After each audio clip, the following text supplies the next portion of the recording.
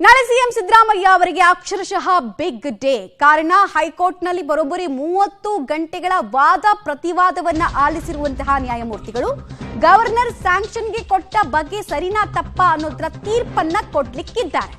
ರಾಜ್ಯಪಾಲರ ಪ್ರಾಸಿಕ್ಯೂಷನ್ ಆದೇಶದ ಭವಿಷ್ಯ ನಾಳೆ ಹೈಕೋರ್ಟ್ ಅಂಗಳದಲ್ಲಿ ನಿರ್ಧಾರ ಆಗುತ್ತೆ.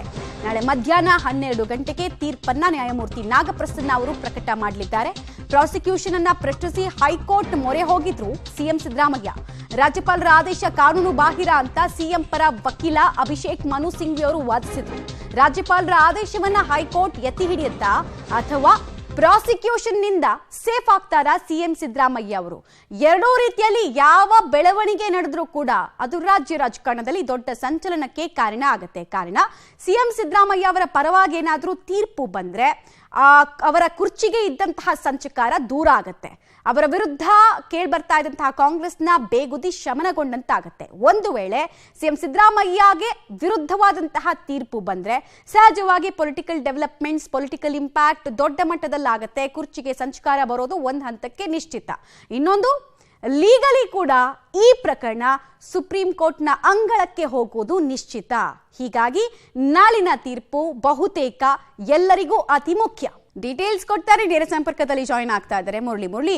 ಬರೋಬ್ಬರಿ 30 ಗಂಟೆಗೂ ಹೆಚ್ಚು ಕಾಲ ವಾದ ಪ್ರತಿವಾದವನ್ನ ಎಲ್ಲವನ್ನ ಆಲಿಸಿದಂತಹ ಕೋರ್ಟ್ ನಾಳೆ ತೀರ್ಪನ್ನ ರಿಸರ್ವ್ ಮಾಡ್ತಾ ಇದೆ.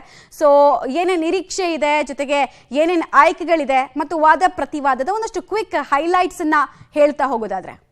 ಖಂಡಿತವಾಗಿಯೂ ಮಮತಾ, ಸಾಕಷ್ಟು ಕುತೂಹಲನ ಮೂಡಿಸಿರುವಂತಹ ಒಂದು ಪ್ರಕರಣ ಇದು. ಜೊತೆಗೆ ಮಹತ್ವದ ಆದೇಶ ನಾಳೆ ಬರ್ತಾ ಇರುವಂತದ್ದು. ಒಂದು, ಸಿಎಂಗೆ ರಿಲೀಫ್ ಸಿಗ್ಬಹುದು ಅಥವಾ ಸಿಎಂಗೆ ಸಂಕಷ್ಟವನ್ನ ತಂದಿಡುವಂತ ಸಾಧ್ಯತೆ, ಎರಡೂ ಕೂಡ ಈಗ ಸಾಕಷ್ಟು ಚರ್ಚೆಗೆ ಗ್ರಾಸ ಆಗಿರುವಂತದ್ದು. ಪ್ರಮುಖವಾಗಿ ಈ ಪ್ರಕರಣಕ್ಕೆ ಸಂಬಂಧಪಟ್ಟಂತೆ ರಾಜ್ಯಪಾಲರು ಕೊಟ್ಟಿದ್ದಂತ ಪ್ರಾಸಿಕ್ಯೂಷನ್ ಪರ್ಮಿಷನ್ ಏನಿತ್ತು, ಪ್ರಾಸಿಕ್ಯೂಷನ್ ಪರ್ಮಿಷನ್ ಸರಿ ಇಲ್ಲ. ಜೊತೆಗೆ ಅವರು ಕೊಟ್ಟಿರುವಂತಹ 4 ಪುಟಗಳ ಆದೇಶ ಏನಿತ್ತು, 4 ಪುಟಗಳ ಆದೇಶದಲ್ಲಿ ಅನುಮತಿಯಲ್ಲಿ, ಪ್ರಾಸಿಕ್ಯೂಷನ್ ಅನುಮತಿಯಲ್ಲಿ ಯಾವುದೇ ರೀತಿಯ ಸಕಾರಣವನ್ನು ಕೊಟ್ಟಿಲ್ಲ ಅಂತ ಹೇಳಿ ರಾಜ್ಯಪಾಲರ ಆದೇಶವನ್ನ ಪ್ರಶ್ನೆ ಮಾಡಿ ಹೈಕೋರ್ಟ್ಗೆ ಅರ್ಜಿಯನ್ನ ಸಲ್ಲಿಕೆಯನ್ನ ಮಾಡಿದ್ರು.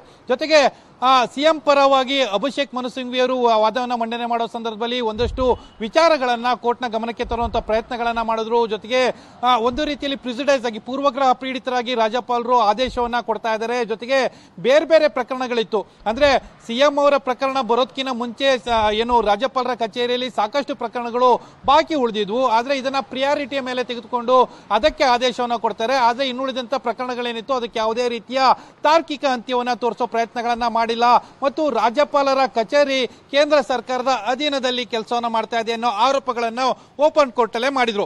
ಜೊತೆಗೆ ಮಮತಾ, ಇನ್ನೊಂದು ಪ್ರಮುಖವಾಗಿ ಇಲ್ಲಿ ಗಮನಿಸಬೇಕಾಗಿರುವಂತದ್ದು, ಪ್ರಾಸಿಕ್ಯೂಷನ್ ಕಳೆದ 25 ವರ್ಷಗಳ ಹಿಂದೆ ನಡೆದಂತ ಪ್ರಕರಣ ಇತ್ತು. 25 ವರ್ಷಗಳ ಹಿಂದೆ ನಡೆದಂತ ಪ್ರಕರಣಕ್ಕೆ ಸಿಎಂ ಅವರು ನೇರವಾಗಿ ಎಲ್ಲೂ ಭಾಗಿಯಾಗಿದ್ದಾರೆ ಅನ್ನೋದಕ್ಕೆ ದಾಖಲಾತಿಗಳಿಲ್ಲ. ಅದಕ್ಕೆ ಯಾವುದೇ ಇನ್ಫ್ಲೂಯೆನ್ಸ್ ಅನ್ನ ಮಾಡಿದ್ದಾರೆ ಅಥವಾ ಆದೇಶವನ್ನು ಕೊಟ್ಟಿದ್ದಾರೆ ಅಥವಾ ಮನವಿ ಪತ್ರವನ್ನು ಕೊಟ್ಟಿದ್ದಾರೆ, ಇದ್ಯಾವುದಕ್ಕೂ ಕೂಡ ಇಲ್ಲ.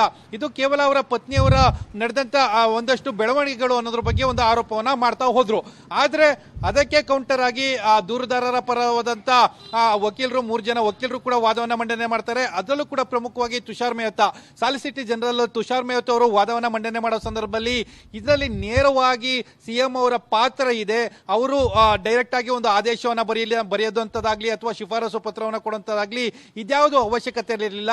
ಯಾಕೆಂದ್ರೆ ಅವರ ಸ್ಥಾನದಲ್ಲಿ ಇದ್ದುಕೊಂಡು, ಅಂದ್ರೆ ಜೊತೆಗೆ ಏನು ಯಾವ ಡೆವಲಪ್ಮೆಂಟ್ ಗಳಾಯ್ತು 98 ಇಂದ ಇರಬಹುದು, 2004 ಅಲ್ಲಿ ಇರಬಹುದು, 2006, 2020, 21 ಮತ್ತು 24 ನಲ್ಲಿ ನಡೆದಂತ ಬೆಳವಣಿಗೆಗಳೇನಿತ್ತು ಆ ಎಲ್ಲಾ ಸಂದರ್ಭದಲ್ಲೂ ಕೂಡ ಸಿಎಂ ಸಿದ್ದರಾಮಯ್ಯ ಅವರು ಅಧಿಕಾರದಲ್ಲಿದ್ರು, ಶಾಸಕರಾಗಿದ್ರು.